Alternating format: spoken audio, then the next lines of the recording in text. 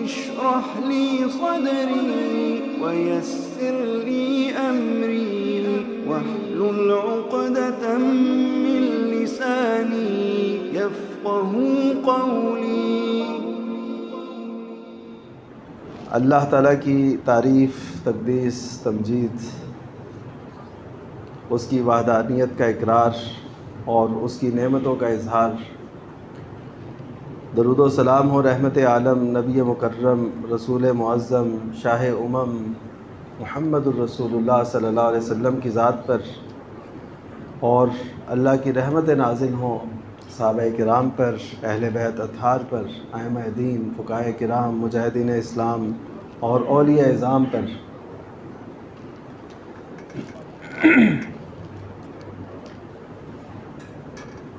یہ جو امت ہے ہماری، اس کے ذمے ایک اہم ذمہ داری یہ لگائی گئی کہ یہ دعوت کا کام کرے،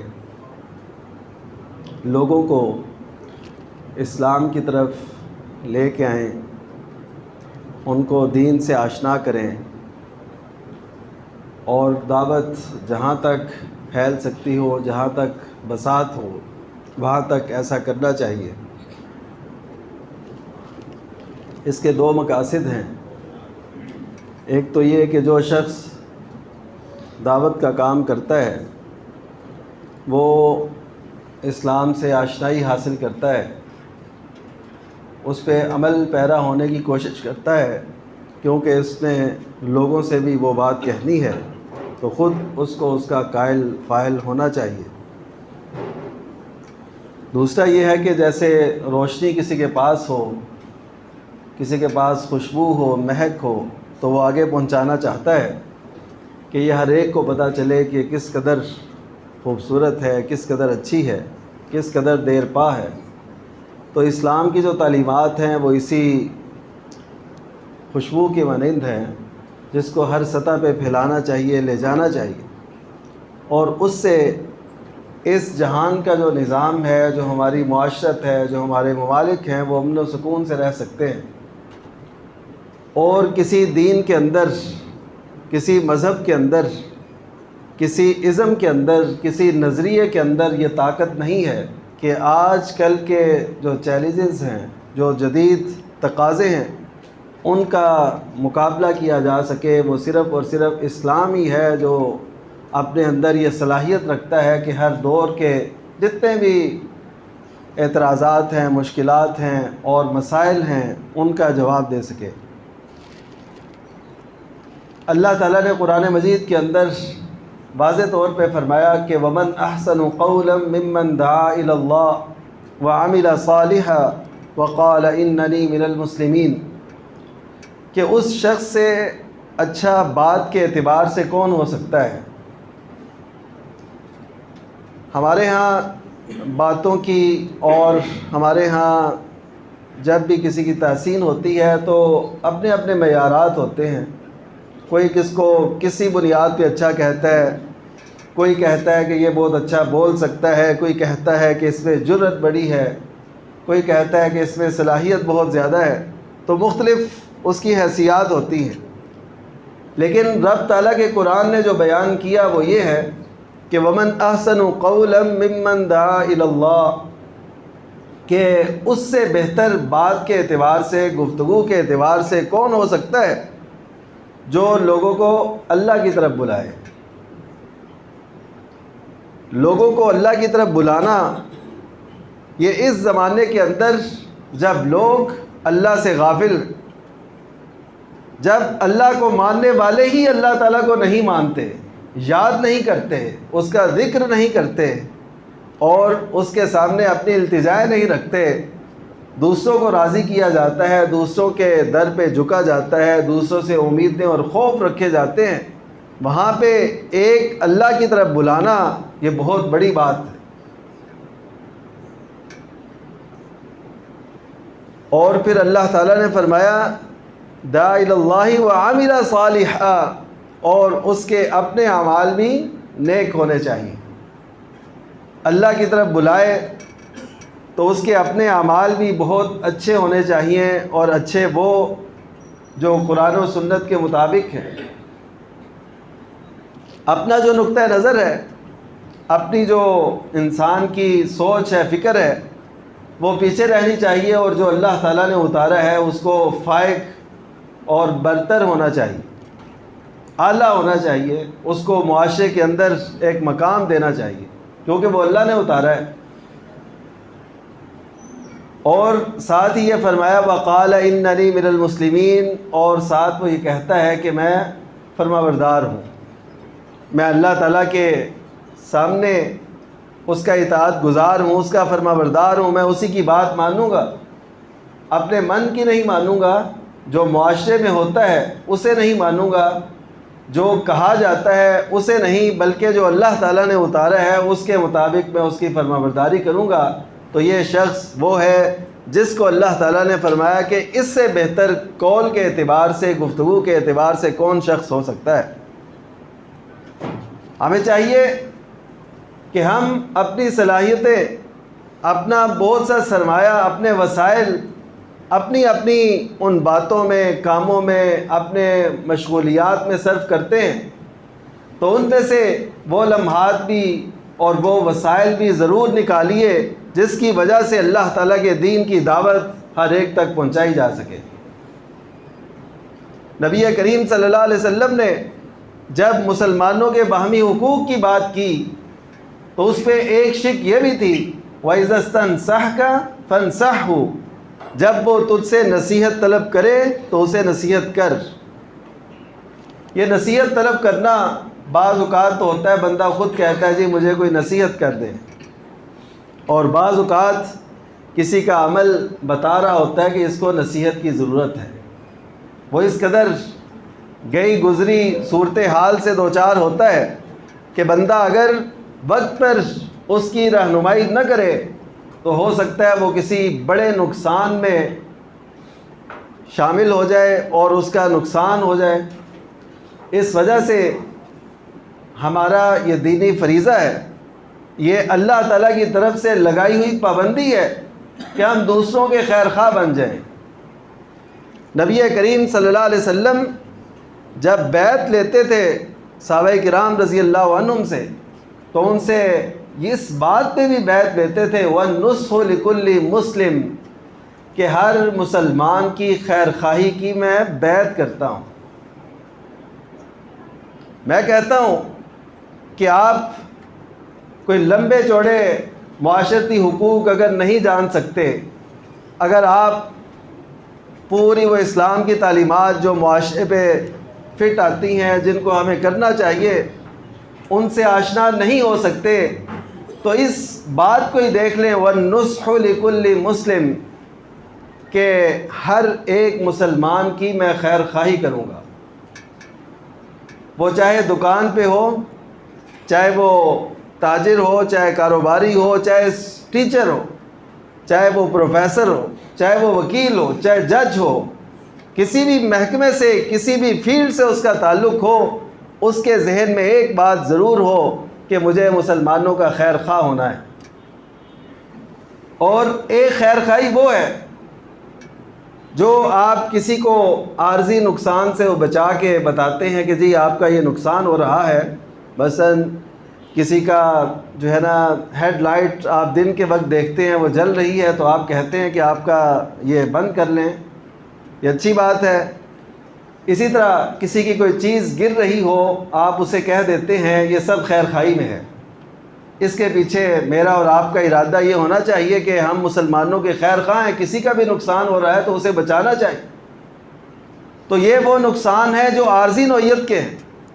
لیکن ایک وہ نقصان ہے جو ہمیشہ کی زندگی کا نقصان ہے، اس میں بھی اگر کسی کو مبتلا دیکھیں تو اسے بھی بتائیں کہ تم اس ہمیشہ کی زندگی کا نقصان کر رہے ہو، تم نہیں سمجھتے کہ اس کے جو بعد میں اس کے نتائج ہیں وہ کس قدر تمہارے لیے نقصان دہ ہو سکتے ہیں۔ پورا قرآن اٹھائیے، کیسے کہ ایک چیز کو آپ کے سامنے رکھا جاتا ہے، ہمارے سامنے، مسلمانوں کے سامنے، غیر مسلموں کے سامنے، تاکہ وہ اس قرآن کے آئینے میں اپنے آپ کو دیکھیں اور آخرت کے نقصان سے اپنے آپ کو بچائیں۔ اور قرآن مجید خود کہتا ہے کہ حقیقت میں نقصان اٹھانے والے وہ ہیں جنہوں نے اپنے آپ کو آخرت کے خسارے میں رکھا۔ تو آپ اگر دیکھتے ہیں کہ کوئی شخص اس کے اندر دنیا کی محبت اس قدر سرایت کر چکی ہے کہ اب اسے آخرت کی فکر ہی نہیں ہے، اب وہ یہ چاہتا ہے کہ بس مجھے میری دنیا، میری خواہش وہ یہاں پہ پوری ہوتی ملے، تو پھر ایسی صورتحال ہی سامنے آتی ہے جیسے ایک خبر آئی کہ ایک شخص نے، ایک نوجوان نے اپنی والدہ کو اس لیے قتل کر دیا، اور قتل بھی کیسے کیا؟ اینٹیں مار کے اور ڈنڈے مار کے۔ قتل کیوں کیا؟ کہ اس والدہ نے اس کی پسند کی شادی نہیں کرائی۔ اگر خواہش کا گھوڑا اس قدر بے لگام ہو جائے تو آپ بتائیے کہ اس کے رستے میں اس کو ماں بھی اپنی نظر نہیں آتی۔ قتل کتنا بڑا جرم ہے۔ ارشاد ربی ہے کہ لَزَوَالُ الدُّنْيَا أَحْوَنُ عِنْدَ اللَّهِ مِنْ قَتْلِ رَجُلٍ مُسْلِمٍ، کہ پوری دنیا جو اللہ تعالیٰ نے بنائی اور اس میں بہت سے خزانے اور بہت کچھ رکھا، تو وہ اگر ساری کی ساری زائل ہو جائے، ختم ہو جائے، تباہ ہو جائے، یہ اللہ تعالیٰ پر زیادہ آسان ہے اس بات سے کہ ایک مسلمان کا قتل کیا جائے۔ سنن ابن ماجہ کی صحیح حدیث۔ پھر ایک مسلمان کو قتل کرنا تو اور بات ہے، پھر اس کے ساتھ جس کے بارے میں قرآن، نبی کریم صلی اللہ علیہ وسلم کے ارشادات کتنے زیادہ ہیں کہ والدین کا کیا مقام ہے، ان کے ساتھ حسن سلوک کی کتنی آیات ہیں۔ وَبِالْوَالِدَيْنِ إِحْسَانًا وَقَضَىٰ رَبُّكَ أَلَّا تَعْبُدُوا إِلَّا إِيَّاهُ وَبِالْوَالِدَيْنِ إِحْسَانًا، کہ آپ کے رب نے یہ فیصلہ کر دیا ہے کہ عبادت کرنی ہے اس کی، ایک اللہ کی، إِلَّا إِيَّاهُ، صرف اور صرف اسی کی، اور لوگوں میں سے اگر کسی سے احسان کرنا ہے تو اس پہ سب سے زیادہ سر فہرست جو ہیں وہ والدین۔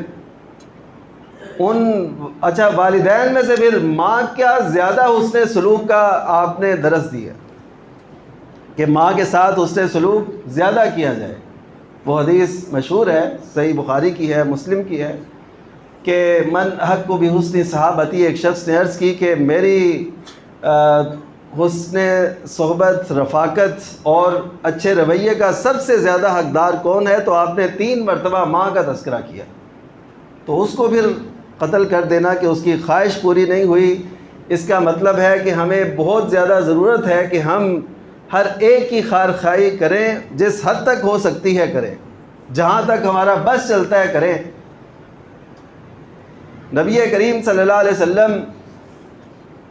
کی احادیث کی 3 قسمیں ہیں، اس میں سے ایک حدیث اسے کہتے ہیں تقریری حدیث۔ تقریری حدیث کا مطلب یہ ہے کہ آپ صلی اللہ علیہ وسلم کے سامنے کچھ ہوا اور آپ نے اسے نہیں روکا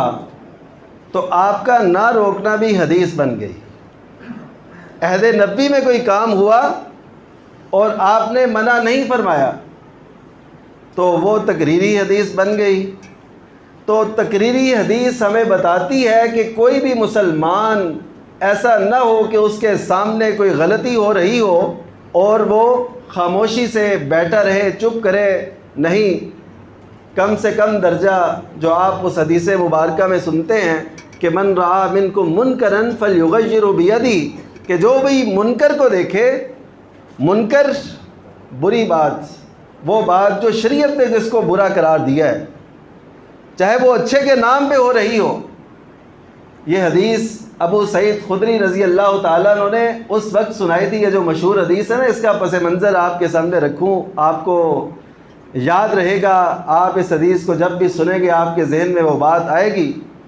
سیدنا ابو سعید خدری رضی اللہ تعالیٰ عنہ نبی کریم صلی اللہ علیہ وسلم کے دور میں، یہ بالکل نوجوانی کے عالم میں تھے، ان فوان شباب میں تھے، یعنی جو کم عمر کم سن صحابہ کرام تھے ان میں ان کا شمار ہوتا تھا۔ تو جب مروان مدینہ پہ حکمران تھا تو تب اس نے ایسے کیا کہ وہ خطبے کے لیے منبر پر آیا، حالانکہ آپ جانتے ہیں کہ عید میں پہلے نماز ہوتی ہے، بعد میں خطبہ ہوتا ہے۔ عام ہمارے یہ ہے کہ جمعے میں پہلے خطبہ ہوتا ہے، بعد میں نماز۔ عید میں کیا ہوتا ہے کہ پہلے نماز اور بعد میں خطبہ۔ وہ مروان بن حکم جو تھا وہ منبر پر چڑھنے لگا، تو منبر بھی اس سے لکھوایا تھا، نبی کریم صلی اللہ علیہ وسلم منبر نہیں رکھواتے تھے، تو ابو سعید خدری رضی اللہ تعالیٰ نے اسے پکڑ لیا، اسے کھینچا کہ نہیں، یہ کام میں نہیں ہونے دوں گا کہ نبی کریم صلی اللہ علیہ وسلم کا جو طریقہ تھا اسی کے مطابق ہم نے کرنا ہے۔ اس نے پھر چھڑایا اور جو اس نے کرنا تھا وہ کیا، لیکن انہوں نے اپنا حق ادا کر دیا اور یہ ساتھ حدیث سنائی کہ من رعا منکم منکرن، کہ جو کوئی منکر دیکھے۔ یہ کیا منکر تھا؟ یہ منکر یہی تھا کہ نبی کریم صلی اللہ علیہ وسلم کا جو طریقہ تھا اس کو بدلا گیا۔ آپ اگر عید کے خطبے میں پہلے نماز اور بعد میں خطبہ دے رہے ہیں تو ایسے ہی کرنا چاہیے۔ تو انہوں نے اس کو منکر قرار دیا اور اس موقع پہ یہ حدیث سنائی کہ جو کوئی تم میں سے منکر دیکھے تو اس کو اپنے ہاتھ سے روکے، اگر ہاتھ سے نہیں روک سکتا تو اپنی زبان سے روکے، زبان سے بھی نہیں روک سکتا تو پھر آپ نے فرمایا اس کو اپنے دل کے اندر برا جانے، اور ساتھ ہی یہ فرمایا یہ ایمان کا کمزور ترین درجہ ہے۔ آج جائزہ لیجئے اس حدیث کے تناظر میں کہ ہم برائی کو برا سمجھتے ہیں یا برائی کی پہچان ہم سے ختم ہو گئی، برائی کو اچھائی، اچھائی کو برائی، اس میں التباس کر دیا، اس کو خلط ملط کر دیا کہ کوئی اچھائی کو اچھائی نہ سمجھ سکے، برائی کو برائی نہ جان سکے، یہ بھی کیا۔ اس کے بعد جو اہم ذمہ داری تھی کہ اس کو برا جاننا، اس میں ہم نے کمی کی، اس کو روکنا ٹوکنا۔ برائی سر عام ہے اور نیکی سر چھپاتی پھرتی ہے، بے حیائی عام ہے اور حیا محدود ہے اور دبی ہوئی ہے، کوئی اس کا ساتھ دینے والا نہیں ہے۔ تو نبی کریم صلی اللہ علیہ وسلم کے اس ارشاد کے مطابق جو دل سے بھی اسے برا نہیں جانتا تو یہ ایمان کی کمزور ترین سطح ہے۔ یعنی ایسے سمجھ لیں اگر کوئی دل میں بھی برا نہیں جانتا تو اس کے اندر ایمان نہیں ہے۔ فذالک اضعف الایمان، اضعف یہ سپرلیٹو ڈگری، اس میں تفضیل اسے کہتے ہیں عربی کے اندر۔ اس کا مطلب یہ ہوتا ہے کہ اس کے نیچے تو ایمان کا کمزور ترین درجہ اور کوئی ہے ہی نہیں ہے۔ تو ہم نے برائیوں سے سمجھوتے کر لیے، ہم نے کہا کہ خیر ہے، اس سے کیا ہوتا ہے، سارے لوگ ایسا کر رہے ہیں، معاشرے میں ایسا ہوتا ہے۔ اگر یہی سب کچھ دین ہوتا تو مجھے بتائیے پھر اللہ تعالیٰ کو قرآن اور اپنا وحی خفی کی دوسری صورت احادیث مبارکہ کو اتارنے کی کیا ضرورت تھی؟ پھر تو یہی ہوتا کہ ہر ایک کی سوچ میں چھوڑ دیا جاتا کہ جو معاشرے میں ہوتا ہے اسی کو عرف بنا لو، اسی کو دین بنا لو، اسی کو اپنی سوچ اور فکر بنا لو۔ جب ایسا نہیں کیا گیا، اللہ تعالیٰ نے قرآن مجید جیسی کتاب اتاری جس جیسی کتاب نہیں ہے، اور نبی کریم صلی اللہ علیہ وسلم جیسے رسول مبعوث فرمائے جس جیسے پیغمبر اور کوئی نہیں ہے، اور ہمیں بہترین امت قرار دیا، اور جو امت کی بہترین ہونے کی وجوہات تھیں یا اسباب تھے اس کو ہم نے لمحہ بھر کے لیے بھی نہیں دیکھا۔ میں کہتا ہوں کہ ہمارے دوست احباب پہ، ہمارے کولیگز میں، ہمارے جو ساتھ کام کرنے والے لوگ ہیں، ان سب پہ آپ دیکھتے ہوں گے کسی کے اندر کیا خامی ہے، اپنے اندر بھی ہوتی ہوں گی، دوسروں کے اندر بھی۔ ہم دوسروں کی اس لیے نہیں بتاتے کہ ہم کہتے ہیں کہ اس نے میری بتا دی تو پھر کیا ہوگا۔ ایسے برائی جو ہے وہ ختم نہیں ہو پا رہی، وہ بڑھتی چلی جا رہی ہے۔ تو برائی کو ختم کرنے کے لیے جو نبی کریم صلی اللہ علیہ وسلم کی تعلیمات ہیں وہ ہم نہیں اپنائیں گے تو برائی تو پھیلتی چلی جائے گی، اور حق جو ہے، دین جو ہے، دعوت جو ہے وہ دبتی چلی جائے گی۔ آپ نے وہ حدیث مبارکہ کئی بار سنی ہوگی کہ آپ نے فرمایا کہ بلغوا عنی ولو آیہ، کہ اگر ایک ہی آیت کیوں نہ ہو تو میری طرف سے وہ آگے پہنچا دو۔ جب خطبہ حجۃ الوداع تھا تو نبی کریم صلی اللہ علیہ وسلم نے اس میں خطبہ ارشاد فرمایا، اور اس کے آخر میں آپ صلی اللہ علیہ وسلم نے فرمایا تھا فَلْيُبَلِّغِ الشَّاهِدُ الْغَائِبُ، کہ جو یہاں پہ موجود ہیں وہ ان لوگوں تک اس پیغام کو ضرور پہنچائیں جو یہاں پہ نہیں آ سکے، جو موجود نہیں ہیں، ان تک یہ پیغام پہنچائیں۔ اور صحابہ کرام نے وہ فریضہ ادا کیا، اس وجہ سے تو یہ پیغام ہم تک پہنچا، محدثین تک۔ اور محدثین کرام اللہ ان کی قبروں کو رحمت سے بھرے، اور انہوں نے اس پیغام کو جمع کیا، ہم تک پہنچایا۔ ہم آگے اس کے ساتھ کیا کر رہے ہیں یہ ہر شخص اپنے طور پہ جانتا ہے کہ اس نے اپنی دنیا کی ضرورت کی ہر چیز پڑھی، اپنی فیلڈ میں ڈپلومے کیے، پی ایچ ڈی کی ڈگریاں لی، ایک ملک سے پڑھ کے دوسرے ملک گیا کہ میری دنیا سنور جائے، لیکن اس نے اس بات کو نہیں سوچا کہ جو ہماری آخرت اور ہماری دنیا کو سنبھالنے والی اصل تعلیم تھی اس کو ہم نے کس قدر اہمیت دی۔ تو اللہ تعالیٰ نے کس قدر واضح فرمایا، کنتم خیر امت اخرجت للناس، کہ تم بہترین امت ہو، جس کے وجود کا مقصد کیا ہے؟ امت کے وجود کے مقصد میں جو اللہ تعالیٰ نے بات بیان فرمائی، جو اس کی بہتری کی دلیل دی، وہ کیا ہے؟ تأمرون بالمعروف وتنہون عن المنکر، کہ تم نیکی کا حکم دیتے ہو اور برائی سے روکتے ہو۔ مجھے بتائیے، میں یہ نہیں پوچھتا کہ آپ نے کتنے مجمعوں میں جا کے یہ کام کیا، امر بالمعروف اور نہی عن المنکر کا، میں تو یہ پوچھتا ہوں کیا آپ نے گھر کی سطح پر بھی یہ طریقہ اختیار کیا کہ نہیں؟ آپ نے بچوں کو بتایا کہ یہ منکر ہے، اور آپ نے بچوں کو بتایا یہ معروف ہے، یہ برائی ہے، یہ اچھائی ہے، یہ نیکی ہے، یہ بدی ہے۔ ہم تو یہ وقت بھی نہیں رکھتے کہ اپنے بچوں کو بھی یہ بتا سکیں کہ کیا صحیح ہے کیا غلط ہے، کیونکہ ہمیں خود بھی نہیں اس سے آشنائی، اور نہ ہم اپنے بچوں کو، اپنی نسلوں کو اس سے آشنا کرنا چاہتے ہیں۔ تو ایسے حالات کے اندر جو بھی چیز اپنے مقصد کو کھو دیتی ہے اس کی اہمیت ختم ہو جاتی ہے۔ تو آج یہی وجہ ہے کہ ہم نے اپنے مقصد کو کھو دیا، بلکہ ہمیں داعی حضرات جو دعوت دینے کا کام کرتے ہیں وہ برے لگنے لگے کہ ایسا کیوں ہوتا ہے، ہم پہ کیوں ایسا کیا جاتا ہے۔ نہیں میرے دوستو، اس کی پھر سزائیں بھی اللہ تعالیٰ دیتا ہے۔ آج ہر بندہ، ہر دوسرا بندہ تقریباً یہ بات کرتا ہے،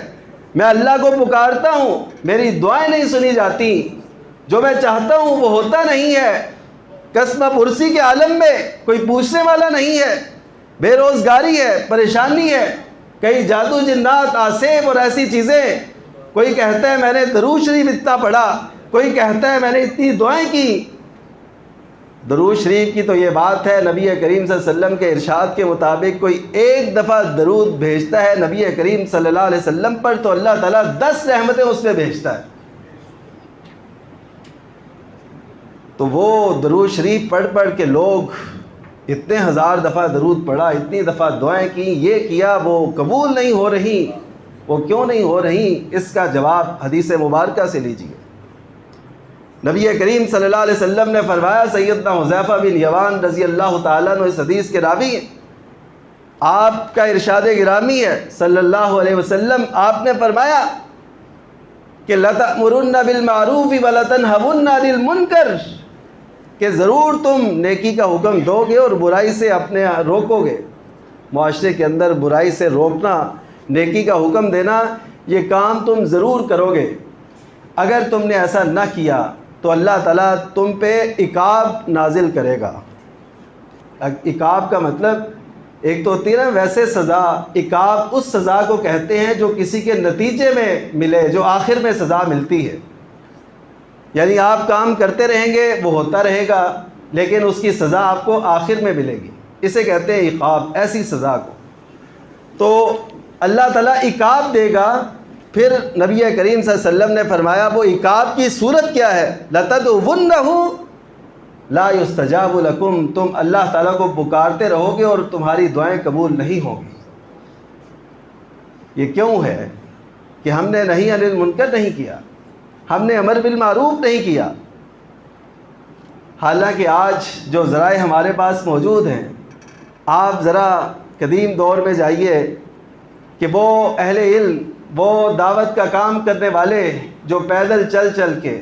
دعوت کا کام کرتے تھے، ایک بستی میں گئے، دوسری میں گئے، دعوت کا کام کر رہے ہیں۔ آج آپ کے پاس وسائل ہیں، ذمہ داری بڑھتی ہے، اور پھر اسلام کے خلاف جو کچھ ہو رہا ہے، اسلام کو جو شکوک و شبہات کا شکار بتایا جا رہا ہے۔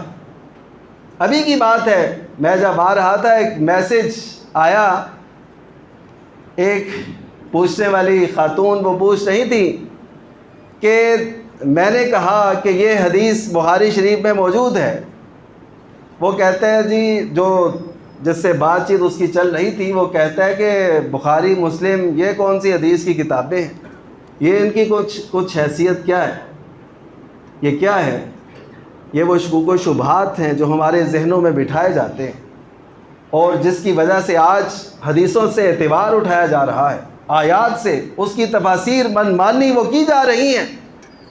ہماری ذمہ داری تو یہ تھی کہ ہم اس پہ ایسا پہرا لگا کے بیٹھتے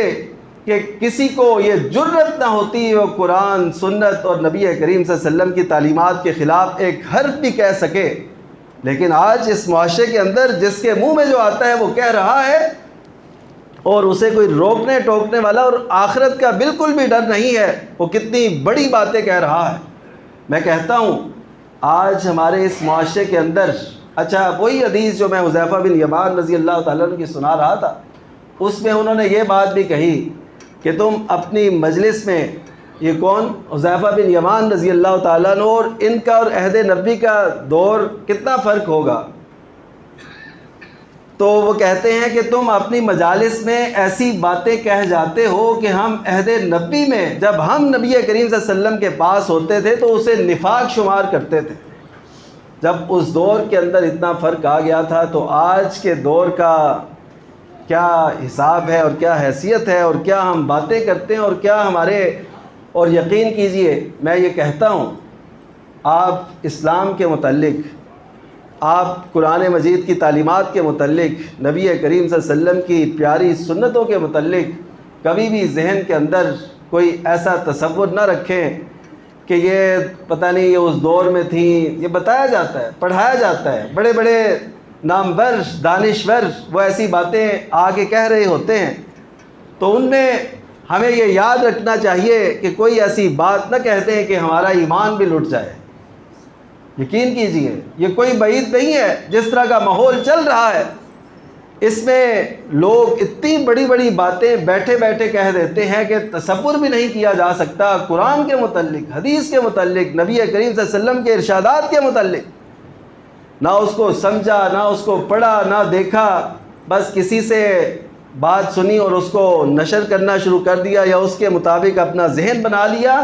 ہو سکتا ہے وہ جو ذہن آپ کو دیا گیا ہے وہ زندیقیت ہو، وہ اسلام نہ ہو، اور ایسا ہے وہ اسلام کے خلاف آپ کا نقطہ نظر بنا دیا گیا ہو، آپ اسی کو لے کے زندگی کا سفر کرتے رہیں۔ تو آئیے ہم سب کا فریضہ ہے کہ ہم امر بالمعروف اور نہی عن المنکر کا کام کریں، جس حد تک ہو سکتا ہے ہماری یہ دعوت جہاں سے بھی اٹھے، جہاں تک پہنچے،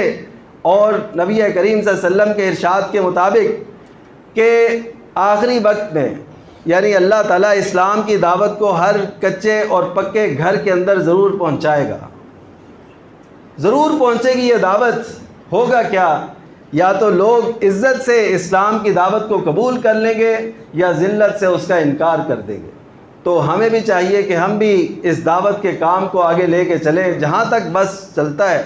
نبی کریم صلی اللہ علیہ وسلم نے سیدنا علی بن ابی طالب رضی اللہ تعالیٰ عنہ سے خیبر کے موقع پہ فرمایا تھا، جب ان کو روانہ کیا،